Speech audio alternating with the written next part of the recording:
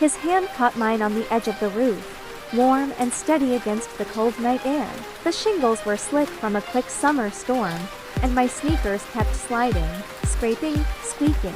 I could hear the clatter of the fallen ladder on the driveway below, and beyond that, a dog barking, a porch light flicking on, and our moms calling our names at the same time.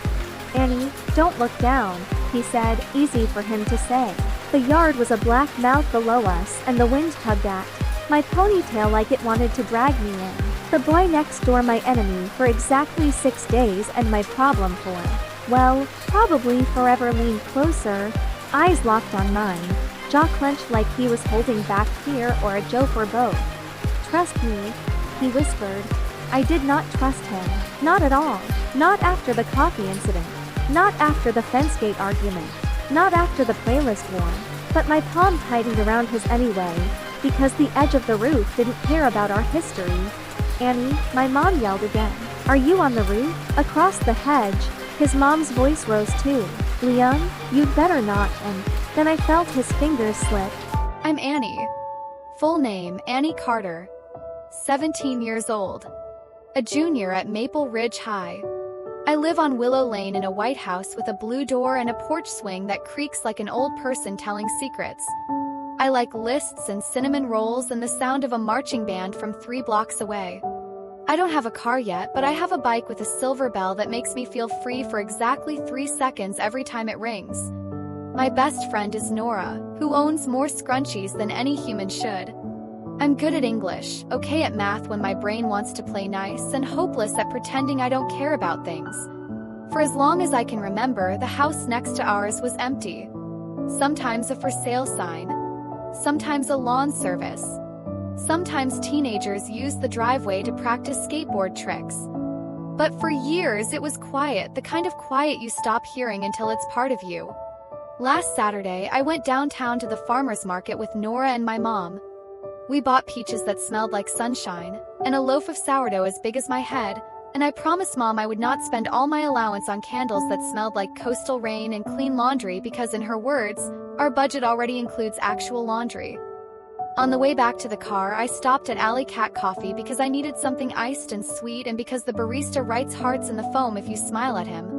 Place was crowded, and my brain was already halfway inside a cold caramel latte when the door swung open and I collided with a person whose t-shirt cost more than my birthday money. My cup flew. His phone flew. We both made the same sound, "Whoa!" But his sounded like a movie line and mine sounded like a squeak. "Watch it," he said, stepping back. The sun caught the gold chain at his neck. His hair was a little messy on purpose. He had that easy eye on the sidewalk look. I blinked at the coffee dripping down his sleeve. "You watch it," I said, because that felt braver than "I'm sorry," and I was not going to apologize first.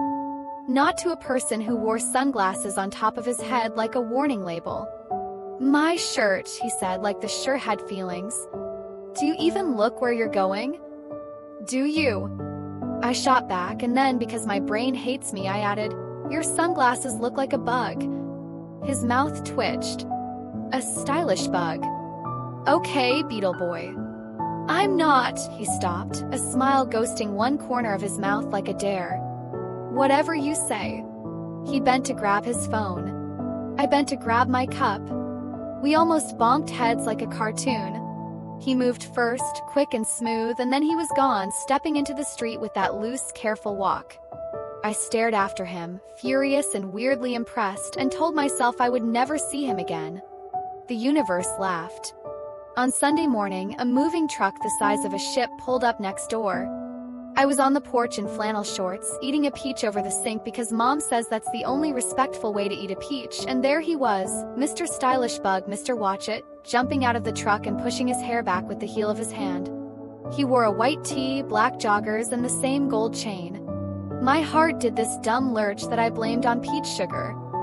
"Please no," I whispered to the universe. The universe did not answer. A woman climbed out after him, tall, pretty, hair in a low bun, weekend cool in jeans and a linen shirt. She shaded her eyes and smiled at our porch. "Hi there," she called like we were already friends. "We're the Parkers." Parkers. The boy rolled the name off his shoulder like a bag and carried a box marked kitchen up the steps like it weighed nothing. He glanced over. Recognition hit his face like a light switching on. He didn't wave. I didn't either. Mom wiped her hands on a dish towel and came down the porch steps because Mom collects neighbors like seashells. Welcome. I'm Dana and this is Annie. We're right here if you need anything. Do you like lemon bars? Who doesn't? The woman laughed. I'm Claire. This is my son, Liam. Liam. Not Beetle Boy. Hi, Liam said like a challenge. Hi, I said like a mirror. We stood there for a second, and then a mover shouted, "Where's the dolly?" And the grown-ups went into full helpful mode, and I watched Liam carry box after box like it was nothing, and I told myself it meant nothing to me, and also that his eyelashes were too long for a person who acted like that. By afternoon, our driveway looked like a yard sale and theirs looked like a new life. Mom sent me over with lemon bars on a plate we would never see again. I knocked on their open door, trying to look casual and not like someone returning a plate to an enemy. Come in! Claire's voice floated from inside. The house smelled like clean paint and cardboard. Sunlight fell across the floor in bright rectangles. Liam appeared in the hallway with a toolbox in one hand and a strip of painter's tape stuck to his wrist. Oh, he said. It's you. It's me, I said. And lemon bars. He eyed the plate like it might explode. Thanks. I hovered because the polite thing would be to hand them to Claire, but Liam was right there, and I was not going to fail at being civil. So, welcome to Willow Lane. That fence gate sticks unless you lift it. Porch light is on the inside switch, which is weird, but okay. The trash pickup is Tuesday. Mrs. Harold across the street will ask you to sign a petition about street trees. She's harmless, but never tell her you like maple syrup more than honey or you'll get a lecture. He stared at me, then at the fence I had mentioned, then back at me like he was trying to decide if I was real. Noted, he said deadpan. Any advice about avoiding collisions at coffee shops? I took a breath. Don't stand in the doorway. He almost smiled again. Almost. The first war started that night.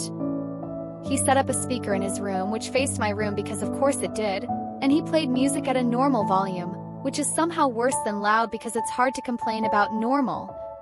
Every time I tried to read, a bass line tugged at my brain. I very politely shut my window. He very politely opened his and turned it up one click. I very politely texted Nora, "The boy next door is a human playlist." She texted back, "Send me his at." I said a no and then I said maybe. The second war was the fence gate. Monday morning I was taking out the trash and the gate stuck like it always does. I lifted. Scraped free with a thud. Liam appeared on the other side with his own trash bags and a look that said he knew how to do things better than me. You have to lift it, I said. I'm lifting it, he said, lifting it wrong because he was lifting the latch and not the middle, which is the only correct way. No, like this. I took the gate and showed him. Hand under, not over, pull up, not toward. He raised one eyebrow. Wow. You're the gate whisperer. Someone has to be. Thanks for the tutorial, Professor Gate. You're welcome, student wrong. He laughed, and it was annoyingly nice. The third war was the playlist war's cousin, the alarm war. On Tuesday at 6:30 a.m., his alarm went off for 10 solid minutes. I could hear it through the wall. It was a happy little song that made me want to throw oranges. I pounded the wall twice. Kept going. I texted Nora in all caps. I considered sending a strongly worded letter and then remembered it was 2025 and no one sends letters to people literally on the other side of a wall. School, I almost forgot him. Almost. I had chemistry first period, which I love because it's like cooking but with goggles. I was lab partners with a sophomore whose main personality trait was a pen that clicked. By lunch, Nora and I had swapped stories and french fries. By practice, marching band day, I'm snare drum. I was so tired my sticks felt like carrots. When I got home, Liam was on their front steps with a toolbox on the ground and a bicycle turned upside down, the back wheel spinning like a coin. He had grease on his hand and a look like he'd tell anyone walking by that he did not need help, thanks. Chain slipped. I asked because that's the only thing I know about bikes besides how to ring bells. It hates me, he said. Chains don't have feelings. This one does. Want a rag? I offered, surprising myself. He nodded once, and I ran inside and came back with an old t-shirt my dad never threw away even though it had a stain in the shape of Texas. Liam wiped his hands like he was erasing something he didn't want me to see. I watched him fix the chain, quick and sure, like he'd done it 100 times. When he stood, he handed me the rag back. Thanks, Annie. My name in his voice did something weird to my stomach. I ignored it. You're welcome, Liam. We were quiet for a second. He looked at our maple tree like it was a new planet. I looked at his mom's car, a clean gray hatchback with an air freshener shaped like a lemon. The street felt different with them here. Not better. Not worse. Just different. That night it rained. Kind of summer rain that smells like wet asphalt and surprise. I was at my desk doing homework or pretending to, and the wind knocked something against my window. Thunk. Thunk. I looked up. A white piece of paper was plastered against the glass, the ink bleeding into soft, blue rivers. I opened the window and caught it before it could fly away. It was a grocery list written in neat block letters: milk, eggs, spinach, pasta, dog food. The bottom, a doodle of a smiley face with sunglasses. I leaned out and looked down. Paper must have blown off Liam's desk and rolled across the little space between our houses, sucked in by the storm. His window was open. His room glowed the warm yellow of a desk lamp. A corner of a poster, skateboard brand I guessed, showed on the wall. I saw the edge of a notebook, a pencil, a mug that said "Good morning, sunshine," even though it was nighttime. And then he walked into frame in a gray hoodie, hair damp, listening to something in his earbuds. He didn't see me. I should have ducked. I should have closed my window and mind. Instead, I tapped the frame. He looked up so fast it was almost funny, yanked one earbud out and stepped closer. You dropped this," I said, waving the paper like a flag. He leaned out his window. We were two kids in two windows in a sudden storm, our sleeves damp, our hair frizzy, our houses breathing around us. He grinned. Not a smirk. Not a dare. A real grin. Startled me. "Thanks," he said. "I'm trying not to starve us." Us. My mom and me. I nodded. "We have sugar if your list forgot it. My mom always has sugar. She seems great." "She is." He opened his mouth like he was about to say more, and then Claire called him and he said, "Gotta go," and he did.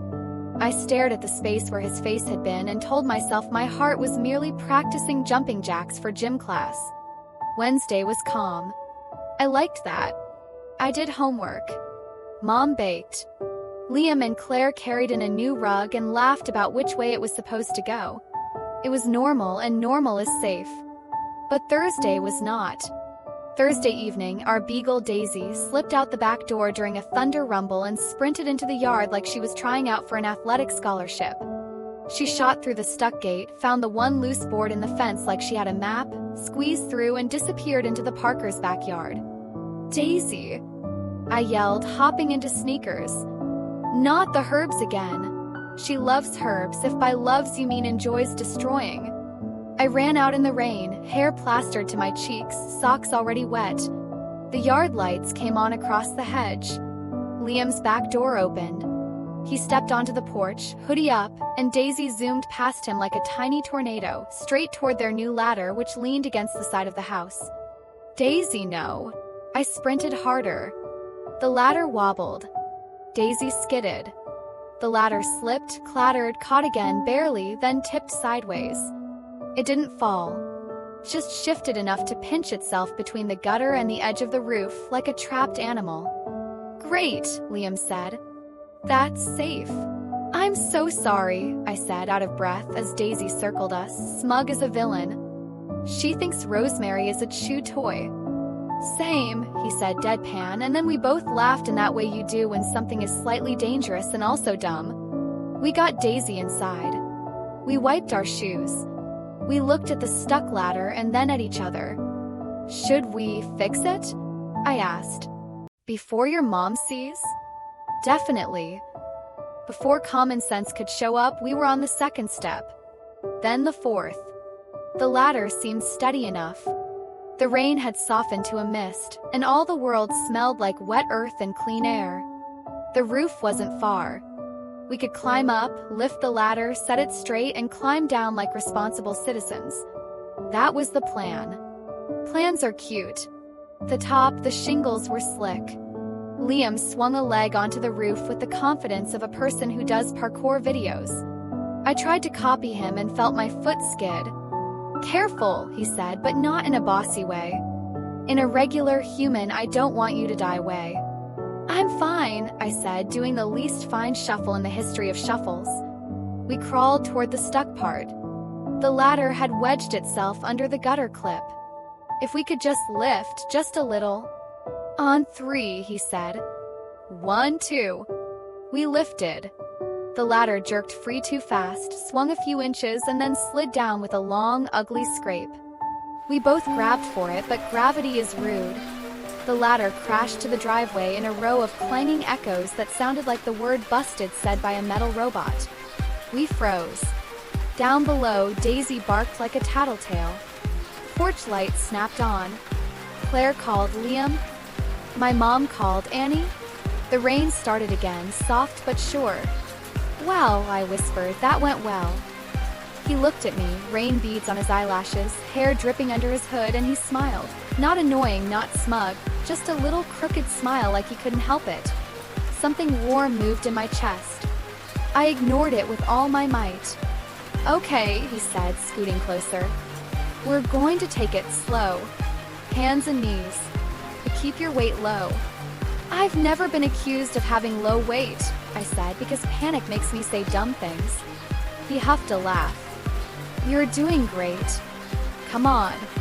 I inched forward. The shingles were slick as soap. My heart beat in my ears. Somewhere far away, Mrs. Harold's porch light turned on too, because Willow Lane is a village and the village was now watching. The gutter made a small, ominous ping. We were not very high, but high enough that my legs felt hollow. We reached the edge where the roof met the driveway. The ladder lay below like a dead insect. The distance looked like a giant joke. "We could jump," I said. "I have good knees." "You will not have good knees if we jump," he said. "We wait. Our moms will." And that was when my sneaker slid. My knee bumped a shingle. My weight shifted. My stomach dropped. I grabbed at the roof, found nothing, and scrambled, stupid and scared. Liam lunged for me and caught my hand. His grip was strong and warm and very real, and for a second the world narrowed to that single point, my hand in his. "Don't look down," he said. I didn't. I looked at him. His eyes were darker in the rain, and for once he wasn't teasing. He was just there. For me. The boy next door, the boy from the coffee shop, the boy I had decided to dislike because it was easier than feeling anything else. "Annie!" Mom's voice rose from below, close now, urgent. "Are you on the roof?" Across the hedge, Claire sounded exactly the same. "Liam." He squeezed my hand. "I've got you." I believed him for a whole half second. And then, slick as a fish, his fingers slipped. For the record, I didn't scream. Not exactly. It was more of a loud, startled sound that could have been mistaken for a scream by any innocent bystander. My foot skidded farther, my nails scraped the shingles, and in that exact second, I was certain I was about to meet my dramatic end on Willow Lane. Then, with a noise somewhere between a grunt and a curse, Liam lunged again, this time with both hands, and yanked me back toward him. We tumbled onto the wet roof, our shoulders colliding, the impact knocking the breath out of me. For a moment, all I could hear was the rain, soft but steady, drumming against the shingles in our racing hearts. "Are you okay?" His voice was rough, half panicked, half relieved. I blinked up at him. His hood had fallen back, and his hair plastered across his forehead in dark, dripping strands. He looked like a magazine ad for trouble you don't want but kind of do. Yeah, I managed. "I think so." His hands lingered at my arms, steadying me until I caught my balance. I wanted to shake them off, to reclaim the little dignity I had left, but I couldn't. Not yet. My knees still felt like pudding. Below, the voices of our mothers rose louder. Porch doors creaked open. Lights swept across the yards like spotlights searching for escaped convicts. "They're going to kill us," I whispered. "They'll ground us first," he whispered back. "Then kill us." Somehow, despite the danger and the rain and the fact that my life had just flashed before my eyes, I laughed. It wasn't graceful. It was sharp and nervous and cracked down the middle, but it was real. And when Liam looked at me, his grin was quick and lopsided, like he hadn't planned on it either. We inched our way back toward the edge until we were close enough for our moms to see us properly. "Annie Carter!" Mom's voice cracked like lightning. "What on earth?" "Liam Parker." Claire's was no softer. "You're supposed to be unpacking boxes, not climbing roofs in the rain." Liam raised his hands in mock surrender. "We can explain." "There's no explanation." Claire shot back. "Get down. Now." Problem. The ladder was still lying flat on the driveway like a defeated soldier. "Ah," I muttered, glancing at Liam. "How exactly?" "We wait," he said. "They'll have to bring the ladder back." And they did, after much shouting and muttering, two very angry moms working together like a task force. The ladder clanged against the gutter, and one by one we climbed down, dripping, muddy, guilty. The second my sneakers hit the driveway, Mom wrapped me in a towel she'd somehow carried out, muttering under her breath about reckless and, "What were you thinking?" Claire grabbed Liam's arm. "Inside. Now." And just like that, the roof adventure ended. That night, I lay in bed staring at the ceiling, still hearing the rain, still feeling the ghost of his hand gripping mine. I told myself it was nothing. Just adrenaline. Just a close call. Just survival. But every time I closed my eyes, I saw him, wet hair, crooked smile, the way he said, "I've got you." It was infuriating. By morning, Nora was the only person I could spill to without judgment. I cornered her at our lockers before first period. "You did what?" she gasped when I explained. "On the roof? In the rain? With him?" "It wasn't like that," I said quickly, lowering my voice as passing students looked our way. "It was an accident. Daisy caused it. And then the ladder slipped. And then he saved your life," she finished, eyes sparkling like Christmas lights. I rolled mine. "He barely stopped me from breaking my neck." "That doesn't mean anything." "Annie," she said, leaning closer. "That means everything." I shook my head and shut my locker harder than necessary. But her words clung to me all day, echoing louder than any classroom lesson. Things at home grew complicated. Every time I glanced out my window, there he was, in his room on his porch, mowing their new lawn like he was auditioning for best son in the neighborhood. And every time our eyes met, it was awkward. Not angry awkward. Not playful awkward. Something else. On Wednesday, I caught him tossing a football up and down in his driveway. When he noticed me, he smirked and called out, "Want me to teach you how to throw properly?" I crossed my arms. "Excuse me, I can throw a spiral." He raised an eyebrow. "Prove it." So of course I did. I marched down the porch, grabbed the football, and hurled it as hard as I could. It wobbled like a drunk duck and landed 10 feet short. "Nice spiral," he said, laughing. "Shut up." But I was laughing too, and that was the problem. Truth is, something was shifting. First, he was just the boy who annoyed me at the coffee shop, the boy whose music seeped through my window, the boy who rolled his eyes when I gave him neighborhood advice. But slowly, too slowly for comfort, that boy was turning into someone else. Someone I caught myself noticing. Someone who made my heart trip over itself when he grinned at me for no reason. Someone who was no longer just the boy next door. And that terrified me. Because if there's one thing worse than fighting with your new neighbor, it's falling for him. The next storm rolled in Thursday night, heavy with thunder. I was curled on the couch with Daisy when a knock came at the door. Mom opened it, and there he was, Liam, hair damp again, holding a flashlight. power is out on our side," he said. "My mom sent me to check if yours is too." I peeked around the corner. His eyes found mine instantly, like he'd known I'd be there. The beam of his flashlight swept across the room, lighting up the space between us. And I knew right then, with the storm rumbling outside and the shadows curling around us, that this was only the beginning. Power outage turned our entire block into a cave of shadows and whispers. The rain pelted harder, thunder rolled across the sky like an angry drumline, and the only steady light came from Liam's flashlight cutting through the dark. "Come inside before you flood the porch," Mom said, waving him in. He stepped over the threshold, tracking little puddles behind him, and for a moment it felt like a scene from a movie I shouldn't be starring in. His hoodie clung damply to his shoulders. His sneakers squeaked against the tile, and the beam of the flashlight swept over the family photos on our wall until it landed accidentally on me. "Sorry," he muttered, angling it away. I hugged Daisy tighter against my chest. "It's fine." But it wasn't fine. Not really. Because every nerve in me was aware that the boy I had sworn to dislike, the boy who laughed at my spiral throw and mocked my playlist, was standing in my living room while thunder rattled the windows. Mom didn't notice my inner crisis. She was already rummaging for candles. "Sit down, Liam. You must be freezing. Annie, get him a towel." Of course. 'Cause the universe loves embarrassing me. I grabbed a towel from the linen closet and tossed it in his direction, trying very hard not to notice how the water dripped from his hair down his jawline. He caught the towel easily, flashing a smirk. "Thanks, Gate Whisperer." I narrowed my eyes. "Don't start." He grinned and rubbed the towel over his hair.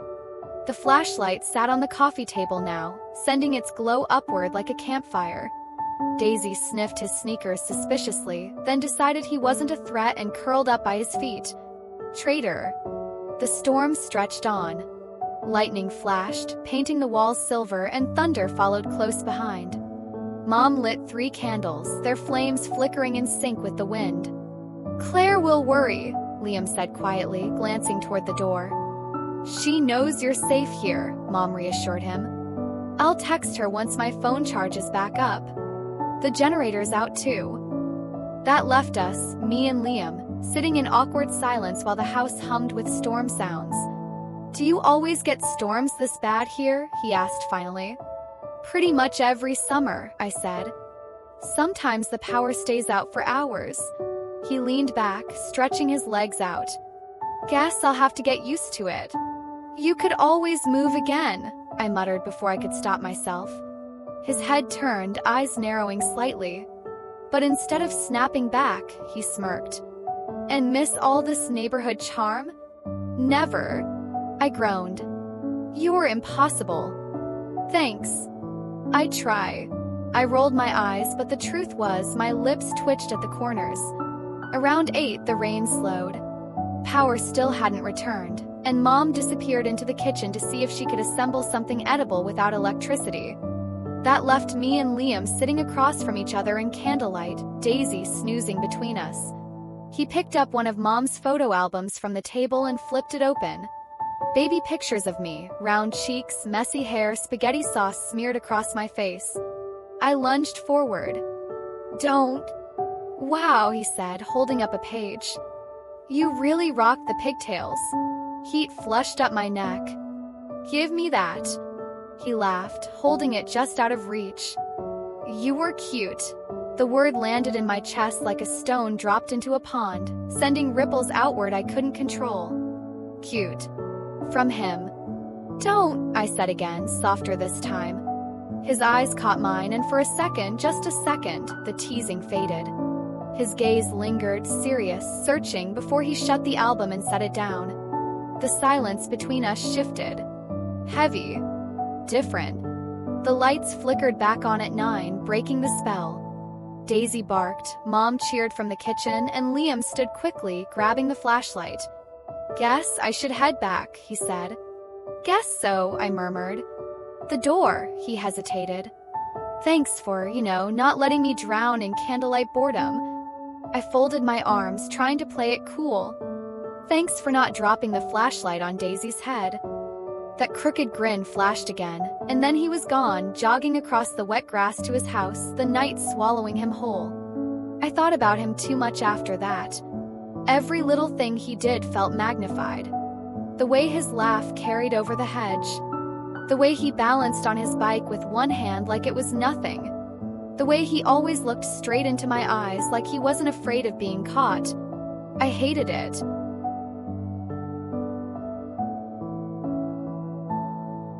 I hated that I didn't hate him anymore. Friday afternoon, I sat on the porch steps with Nora, filling her in on every detail. "You realize this is how every romance novel starts, right?" she said, biting into a granola bar. "Enemies to lovers? The rooftop rescue? Candlelight? This is textbook." "It's not like that," I insisted, even though my voice lacked conviction. Nora raised an eyebrow. "So if he asked you to hang out tomorrow, you'd say no?" "Yes," I said firmly. Then, after a pause, maybe. "Okay, fine, I don't know." And as if summoned by my confusion, the front gate creaked. Liam strolled up, football tucked under his arm, his smile too casual to be accidental. "Hey," he said. "You busy?" My heart thumped traitorously. "Why?" I asked, feigning disinterest. He tossed the ball lightly in the air. "Thought you might want a rematch. Spiral versus stylish bug." Nora's grin widened. "I'll leave you two to it." She bounced off the steps, whispering something that sounded suspiciously like, "Good luck, lovebirds." I glared after her. Then I looked back at him. And the smirk on his face told me he'd heard it too. That evening, we ended up in the backyard, throwing the football until the sun dipped low and the air filled with the buzz of cicadas. My spirals improved slightly. He cheered every catch I made, even when it was clumsy, and booed dramatically every time I dropped one. At one point, the ball sailed over my head and I chased it toward the fence. When I turned back, he was watching me, not smirking, not teasing, just watching. "What?" I asked, clutching the ball. "Nothing," he said quickly, but his voice sounded strange, softer than usual. And for the first time, I felt the truth hit me like the weight of the ball in my hands. I didn't just notice him anymore. I liked him. And that terrified me more than falling off a roof. Liking him was supposed to be impossible. I told myself that 100 times. Liam was annoying, smug, too stylish for his own good, and absolutely not the kind of boy I should be thinking about when I was supposed to be focused on SAT prep and keeping Daisy from destroying Mom's herb garden. But once you admit a truth, even silently, it doesn't stay small. Grows. And over the next week, my truth grew loud. Started with little things. Monday morning, I was halfway out the door for school when I spotted him in his driveway, adjusting his hoodie while his mom handed him a lunch bag. He caught my eye across the hedge. Normally, I would have rolled mine. Instead, I froze for a beat too long. He noticed. Of course he noticed. School, he showed up in the cafeteria line. Apparently, he had transferred to Maple Ridge High because of course he had. The universe really enjoys chaos. "Great," I muttered when I saw him sliding his tray onto the table across from mine and Nora's. "Great," he echoed, smirking. Nora glanced between us, her grin mischievous. "Oh, this is going to be fun." By Wednesday, we had developed something. I wouldn't call it friendship, but it wasn't war anymore either. Practice, I caught him watching the marching band like he was impressed, though he denied it when I called him out. Through school, he walked Daisy with me once, pretending it was just because his mom asked him to get fresh air. And every night I heard his music through the window, softer now, less of a battle, more of a conversation. Still, I didn't want Nora or anyone else to think I had gone soft. So I doubled down on the sarcasm, tossing jabs whenever I could. But he had this way of tossing them back that made my chest ache from holding in laughter. Then came Friday night. Our town held a summer block party every year. Food trucks, string lights, live music, the whole deal. Mom volunteered us for lemonade duty, which meant I was stuck behind a booth with sticky hands and fake smiles. Halfway through, Liam appeared, hands in his pockets, looking like he had just strolled out of a magazine ad for effortless cool. "Need help?" he asked, eyes twinkling. "No," I said too quickly. "We've got it." Mom, traitor that she is, beamed. "Actually, yes. Vinny, show Liam how to pour." And just like that, we were a team. He poured. I handed out cups. People cooed about how adorable we looked, which made my face burn. At one point, he leaned close and whispered, "We could poison Harold's lemonade. End her street tree petition forever." I almost spit my drink. "You're evil." "Thanks," he said. As the night went on, the crowd shifted toward the music stage. A local band started playing, a mix of covers and original, and the whole street buzzed with laughter and chatter. I was wiping the table when Liam nudged me. "Come on, let's go listen." "I can't." "Mom, your mom is literally dancing." I turned, and sure enough, Mom was swaying with a group of neighbors, smiling like she was 17 again. I hesitated. He offered his hand. Not in a formal way. Just casual, like it didn't matter. But it did. And before I could stop myself, I took it. We slipped into the crowd, the glow of string lights above us, the smell of funnel cakes and popcorn thick in the air. The music was loud enough that conversation felt secret. "You're not terrible at this," he said. "At what?" "Not hating me." I laughed nervously. "Don't get used to it." But the truth felt natural. Easy. Like maybe we'd been circling each other for weeks only to land here in the middle of a block party, not as enemies but as something else. Something new. Then the twist came. As the song shifted, a group of kids from school passed by. I recognized them instantly, some of Liam's new teammates from basketball tryouts. They were loud, joking, shoving each other. And when they saw us, one of them smirked. "Yo, Liam, that your girlfriend already?" The word hit me like a slap. Heat flooded my face. I dropped his hand like it was fire. "No," I snapped. "Definitely not." The boys laughed. Liam's jaw tightened. For a split second, he looked hurt, but then his mask slipped back on. He smirked at them, cool and careless. "She wishes," he said. The boys howled with laughter and kept walking. I stood frozen, my chest tight. I wanted to scream at him. I wanted to cry. Instead, I spun on my heel and marched away, the music chasing me down the street. I didn't talk to him for